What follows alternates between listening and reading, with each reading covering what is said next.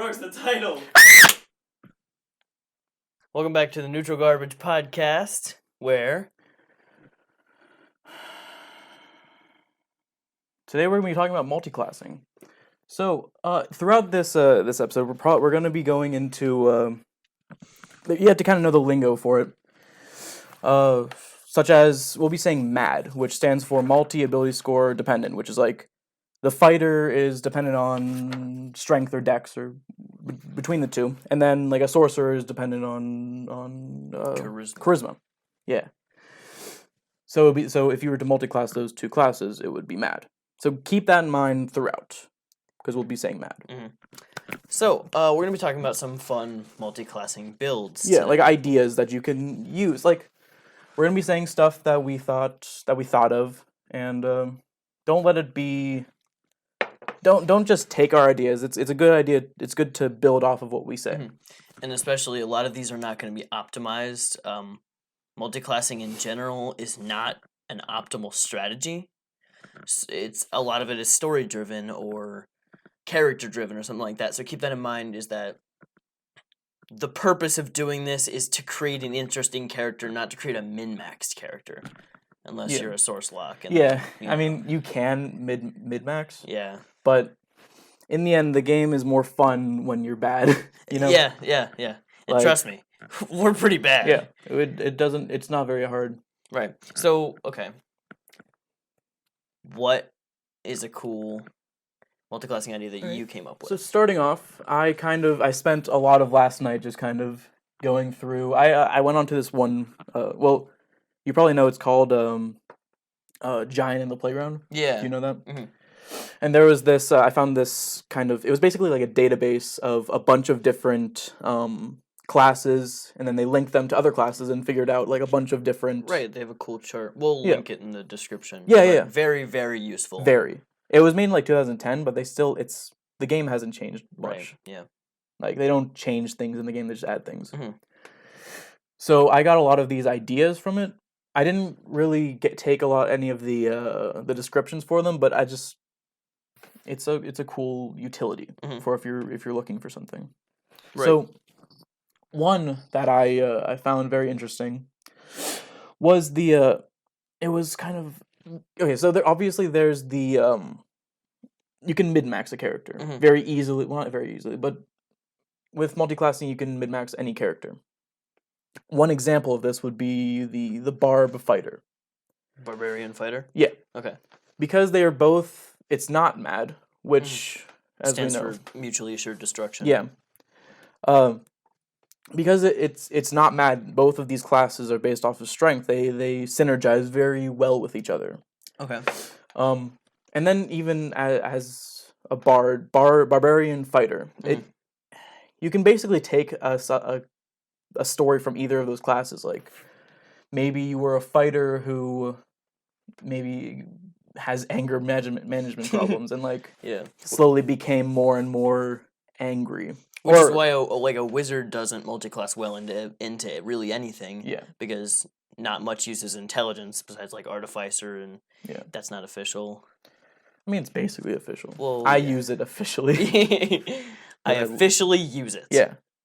Because I love artificer. But then again, you could have something like, a barbarian who goes one level into like wizard. Yeah, which I had a fun idea. I kind of tossed it around in my head of this barbarian who was like super tribal and like went around like raiding and like did all this stuff. But one day he like happened upon like a spell book or something. And he's like, you know what? I think I'm gonna go to college and learn the computers. Yeah. And so he's always raging and fighting, but he every now and then he'll put on those small little glasses and be like, I can cast magic missile. Right. Or that would give him an arcane focus, right?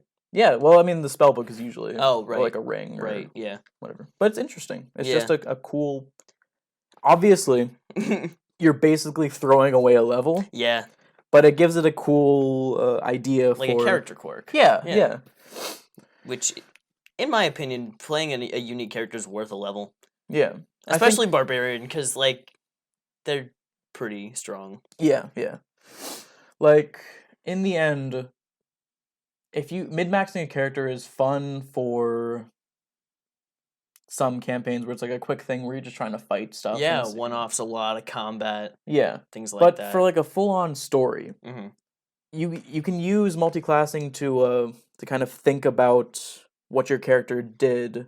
Yeah, Before, helping like- make it a past. Yeah, you can make a new class that Mhm. fits what you want to do for your character's backstory. Right, like I was thinking of a warlock rogue, which Mhm. is inherently edgy, Yeah. but like if they were to like if they were mainly a rogue but took a couple levels in warlock Mhm. or vice versa. Something like they were a thief that stole this item or this like I don't know, they stole something or they manipulated something, they lied their way into getting some magical power or the patron, and that's now they suddenly have all this like magic ability and things, and they're they go through the process of learning and adjusting how to be a spellcaster, and that's interesting character development. Like, and then there's also there's when you look at multiclassing, there's the ones that work well with each other, and those ones are usually pretty obvious. Like like I said, barbarian fighter or Paladin sorcerer. paladin sorcerer. Sometimes that can be more interesting. It's not seen a lot Mm-hmm.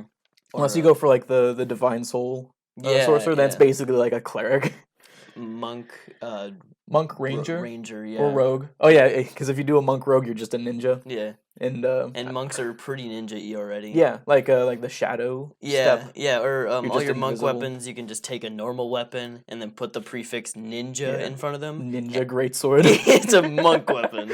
Yeah. And then there's the obvious combination of ranger and or not ranger, monk and fighter.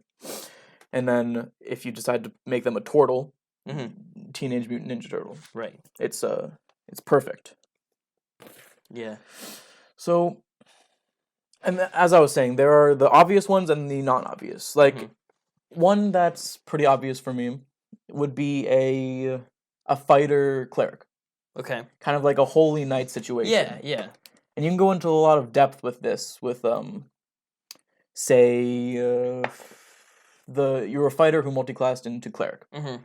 You were a knight who's guarding this this king, but all the knights and the guards in this city are run and governed by the church or the temples or whatever the equivalent in your story is. And so the knights, their duty is to protect these holy knights. Their duty is to protect the king and the queen and the nobles. But behind the scenes, they're gathering intel and making sure that the nobility doesn't go against the church in any way. And if they do, then you kind of strike out. And that's an interesting thing for a cleric or a holy character who's evil. And or you have to do it the other way around, where it's like you start as a cleric and you take a couple levels in fighter, and maybe it was like a holy figure who was drafted, and then they have to adjust to fighting, even though they're like a huge pacifist. Yeah.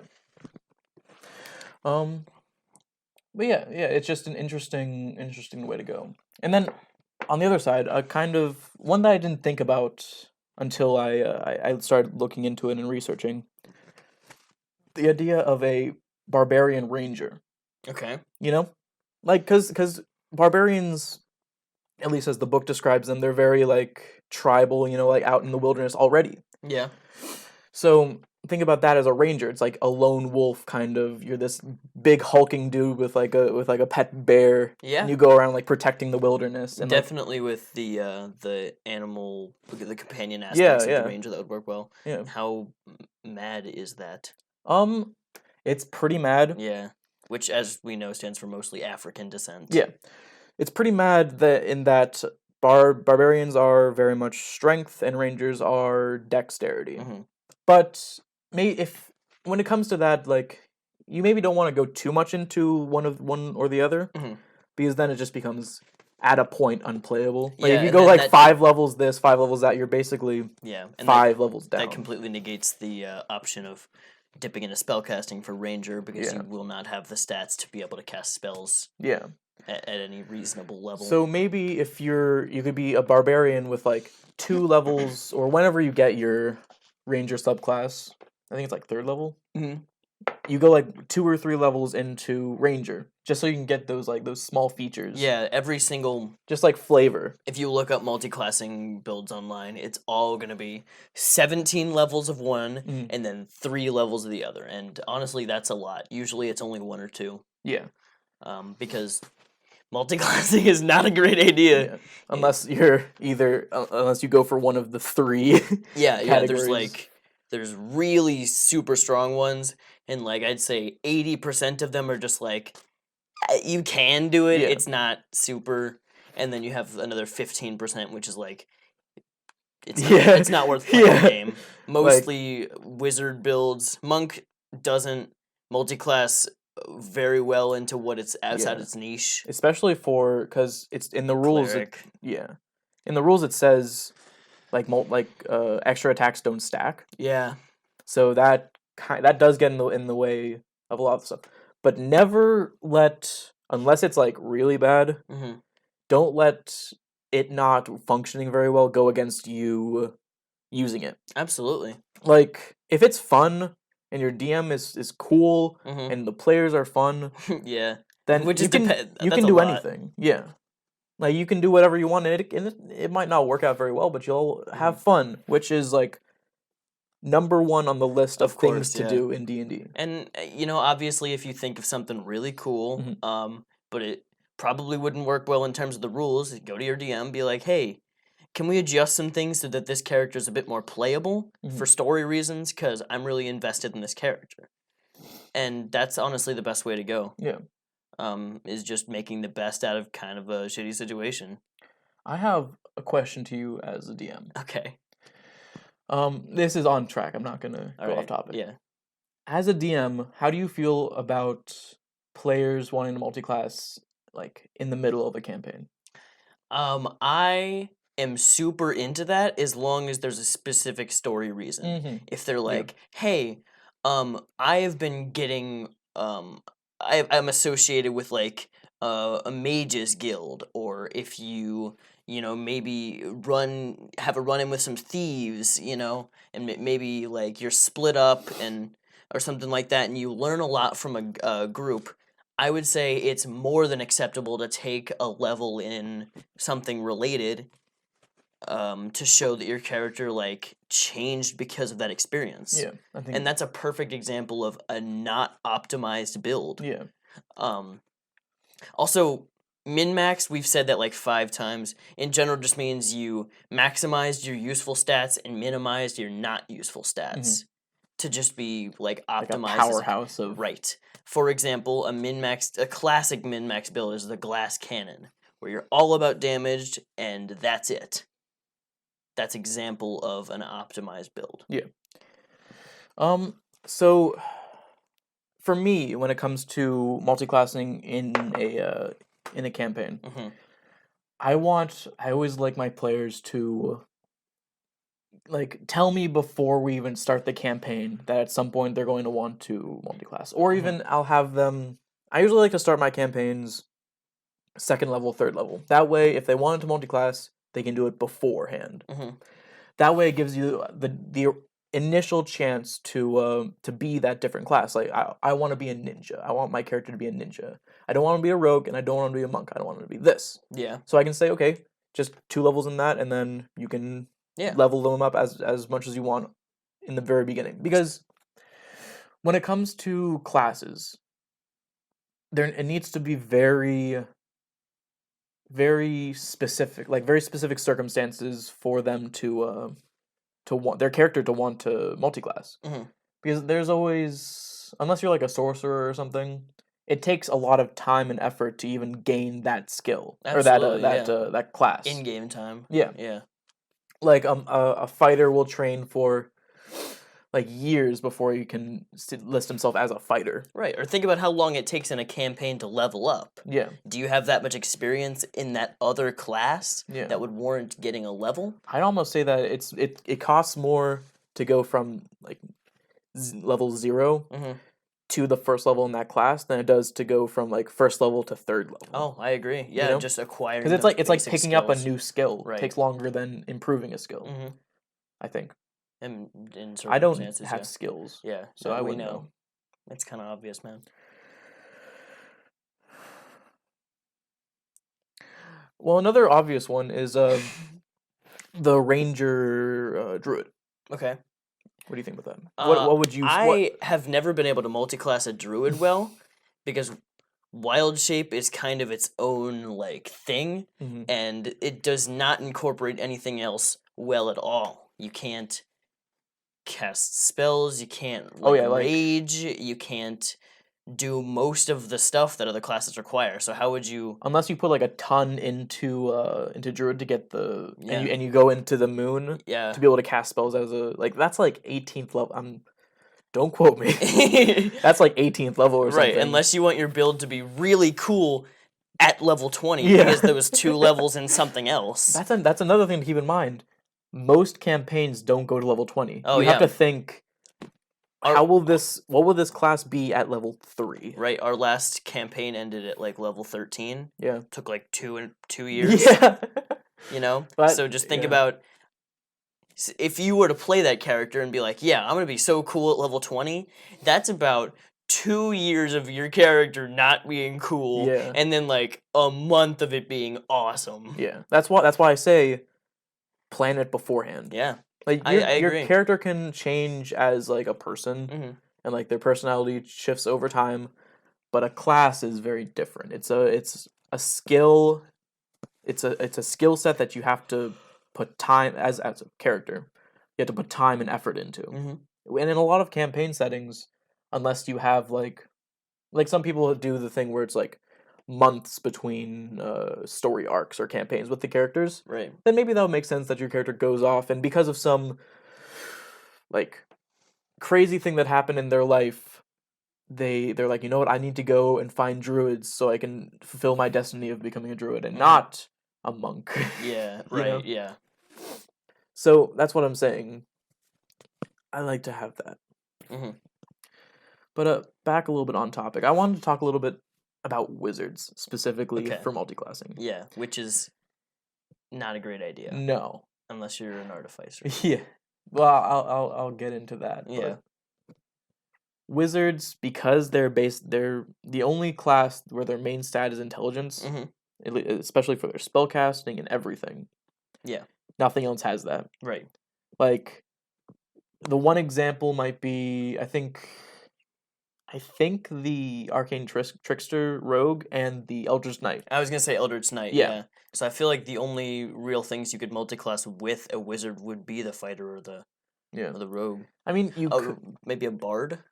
bards use charisma. Right, but I mean, Yeah, well, I mean, if you want to give him that wizard flair, you can multiclass with anything. right. It's just a matter of, in a lot of circumstances, you'll be throwing away a level. Yeah, you don't want to be too mad, which obviously stands for mixed anxiety and depression. But if you were to make like an Eldritch Knight plus, emphasis on Eldritch, Yeah. would you wizard and then dip fighter or fighter and then dip wizard? I think in a lot of circumstances, it's better to dip. It's better to have wizard dip into something else. Yeah, but keep in mind you wouldn't get the Eldritch Knight until like 3rd level. That's true. Well, but usually that's because when you're a wizard dipping into something, when you're a dipper, Yeah. when you're a wizard who happens to be a dipper, and you go into a fighter, usually not, in my opinion, it can be whatever. Yeah. I would usually do that to become like a spell sword, Mm-hmm. so I can gain that proficiency in martial weapons, and kind of do that. So I don't know. Create a story. Why would that happen? This is how you do it. I would probably, like I said, do it before campaign starts. Of course. Or in your My campaign, have fun, be functional. Yeah. I would probably have my characters say they. I mean, it would basically be the same backstory that you would do for an Eldritch Knight. Like they're a fighter, or they're a wizard who went out into who became a mercenary and realized that their spells can't do everything, and so they started to like pick up from other mercenaries or even join like a fighters guild, and over time they learned how to synergize their spells and their sword. Yeah, okay. Spell And sword. then that would immediately create conflict because they're different than the other fighters they're associated with. Yeah. And they don't really fit into either category, so it's a matter of the character finding themselves. Yeah. That'd be a great way to play them. Gives them a good arc to go by. Mhm. Like, however you would want to do that. Yeah. Going back a little bit, I just remembered something. Okay. The idea of combining a cleric and ranger. I think that's probably my favorite multiclass. Because Okay. it's not mad, which Yeah. What? Are you going to tell me that MAD stands for Mothers Against Drunk Driving again? that's exactly what I was gonna do. Okay. Well, why don't we just move on? As I was saying, the cleric and ranger they go really well together because they both use wisdom Mm-hmm. for spellcasting. Yeah. So that's good. Mm-hmm. And you kind of get this cool flair of a kind of shaman. And as we all know, being shamans, Yeah. as we both know, being shamans. I was a shaman for like 3 years in college. Did you get your master's in shamanism? I dropped out, unfortunately. Yeah, I actually got a PhD. Yeah, well. So I'd like like- you to call me Dr. Shaman. But I always like the idea of shamans because they're like spiritual advisors. Okay. They're in tune with both nature and the afterlife. Yeah. You know, because maybe I mean, that would be more of like a necromancy thing, which Well, I would not like- stray away from. not bringing back the dead, but like contacting spirits and Mhm. like, because that's what shamans do, Yeah, like nature spirits and stuff. you would know. Yeah, I spent 18 years in Mhm. Shaman school. shaman you. I didn't spend 3 years eating spiders and mixing potions for I being didn't called spend Mr. 3 years Shaman. collecting bat dung. But Guano. guano, There you go. and it's been 3 years collecting guano for you to call me Mr. Shaman. But as I was saying, I just like this idea. Like maybe the cleric part of you isn't like you would have to change the description of the class a little bit Well, yeah. and make it not in devotion to one god, Mhm.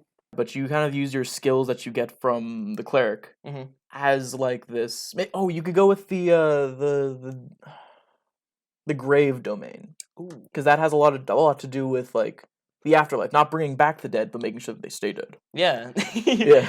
And that would that's really atmospheric in itself. Is just like the Kind of like this dark, like ooh, you know, not not a warlock. yeah, not a warlock, a shaman.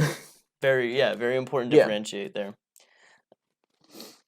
But overall, I would say that multiclassing is super divisive, and you should always prioritize story over function. Oh yeah, I mean, And that's kind of a rule for D&D as Yeah. well. like it's always more fun when you think about a backstory and then make your character based off of it. Mhm. Like, don't play it like a video game where you're like, oh, I need to get my skill, I need to find this cool build online to become Which super is powerful. exactly what I do. Yeah. So it's a very big difference. It's because it's not a video game. Right. That's the reason people play D&D is it's Yeah. different from It's like a video game, but I mean, in the end, it's like you're putting yourself into this fantastical world, yeah. which is really why I went to Shaman U, so I could transcribe myself into a book. Yeah. I was thinking J.R.R. Tolkien's Harry Potter, Yeah. so I could meet Harry Potter. We all want to meet Harry Potter. I Rest in peace. Pour one out for the homies. But Hermione,